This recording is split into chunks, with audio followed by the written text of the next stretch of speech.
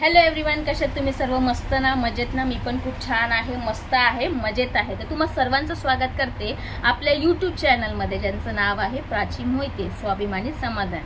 तर चला भेटूया आपण एक नवीन व्हिडिओमध्ये. आजचा भाग असणार आहे पार्ट 3. तर पार्ट 3मध्ये भाग 3मध्ये आपण काय पाहणार आहोत? तर आपण वंदना बघितली, पंचशील बघितलं आणि त्याचा मराठी अनुवाद देखील बघितला. तर त्याच्या पुढचा आपण बघणार आहोत बुद्ध वंदनाची. पहिली बुद्ध वंदना आपण घेतो, तर ती आहे इतिपिसो भगवा अरहं. इतिपिसो भगवा अरहं सम्मा संबुद्धो विज्जा चरण संपन्नो सुगतो लोकविदु अनुत्तरो पुरिस धम्म सारथी सत्ता देव मनुष्यान बुद्धो भगवाती. ठीक आहे. तर याचा अर्थ असा आहे की बुद्ध वंदना जी आहे, अहर्त म्हणजे जीवनमुक्त, सम्यक म्हणजे संपूर्ण आणि संबुद्ध म्हणजे जागरूक.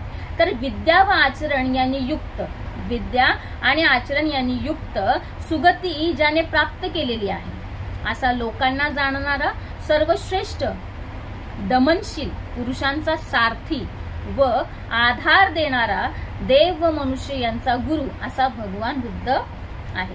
ठीक आहे. तर अशा या भगवान बुद्धांचे जन्मभर अनुसरण करण्याचा मी निर्धार करीत आहे. तर जाऊया आपण पुढच्या याच्यामध्ये. बुद्ध याव जीवित शरणं गच्छामि नथी मे शरणं अन्यं बुद्धो मे शरणं वरं एतेन सच्चवजेन होतु मे जयमंगल. तर ह्याचा अर्थ आहे की मला दुसऱ्या कोणाचाही आसरा नाही, मला दुसऱ्या कोणाचाही आसरा नाही, केवळ बुद्ध माझा सर्वश्रेष्ठ आधार आहे आणि हा सत्य उच्चाराने माझे जयमंगल हो. ठीक आहे. दुसरा आहे उत्तमंगेन वंदेह पादपंसु वरुत्तम बुद्धेयो खलितो दोषो बुद्धो खमतुत्तमम. याचा अर्थ आहे की बुद्धांच्या पवित्र चरण सुदेला, बुद्धांच्या पवित्र चरण धुळीला मस्तक वाकून मी वंदन करतो. बुद्धांच्या संबंधी माझ्या हातून काही दोष घडला असता त्याबद्दल तो बुद्ध भगवान मला क्षमा करो. किती सुंदर असा अर्थ आहे बघा, की बुद्धांच्या पवित्र चरण धुळीला मी नतमस्तक होऊन वाकून मी त्यांचं वंदन करतो, त्यांना स्मरण जातो, त्यांचं स्मरण करतो. आणि बुद्धांच्या संबंधी माझ्या हातून काही दोष घडला असता, जर माझ्याकडून काही वाईट कृत्य घडलं असेल किंवा माझ्याकडून काही वाईट झालेलं असेल, काही घटना घडली असेल, तर त्याबद्दल मी बुद्ध भगवानाला सांगत आहे की मला तुम्ही क्षमा करा. ठीक आहे. आणि ह्या लोकी निरनिराळ्या प्रकारची अनेक रत्ने आहेत, त्यांपैकी कशानेही बुद्धांची बरोबरी होणार नाही आणि त्या बुद्ध रत्नाने माझे कल्याण हो. पुढे आपण जातोय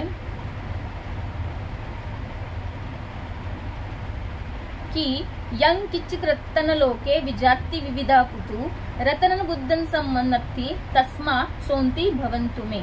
तर ह्याचा अर्थ आहे की ह्या लोकी म्हणजे आता ही सगळी जी लोक आहेत वेगवेगळ्या प्रकारची निरनिराळ्याची, तर त्या प्रकारची जी अनेक रत्न आहेत, ह्या लोकी म्हणजे ह्या पृथ्वी तळावरती निरनिराळ्या प्रकारची जी अनेक रत्न आहेत, त्यापैकी कशानेच बुद्धांची बरोबरी होणार नाही. ठीक आहे.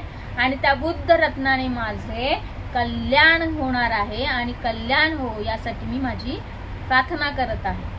त्यानंतर आहे यो सन्निसिन्नो या सन्निसिन्नो वरबोधी मुले मारससेनः महर्ती विजेत्वा संबोधी मागच्ची अनंत त्राणो लोकुत्मोत पणमामी बुद्ध.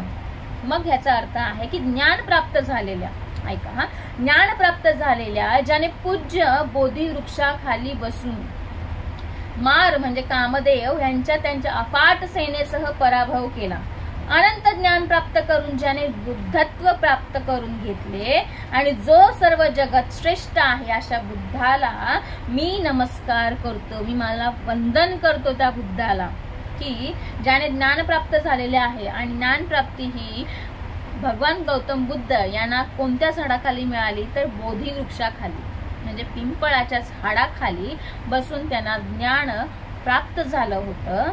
आणि अशा या अफाट सेनेनं ज्यांनी पराभव केला, अनंत ज्ञान प्राप्त करून, खूप असं ज्ञान प्राप्त करून ज्याने बुद्धत्व प्राप्त केलेला आहे आणि जो ह्या सर्व जगत श्रेष्ठ असा आहे, अशा मी बुद्धाला नमस्कार करतो, वंदन करतो.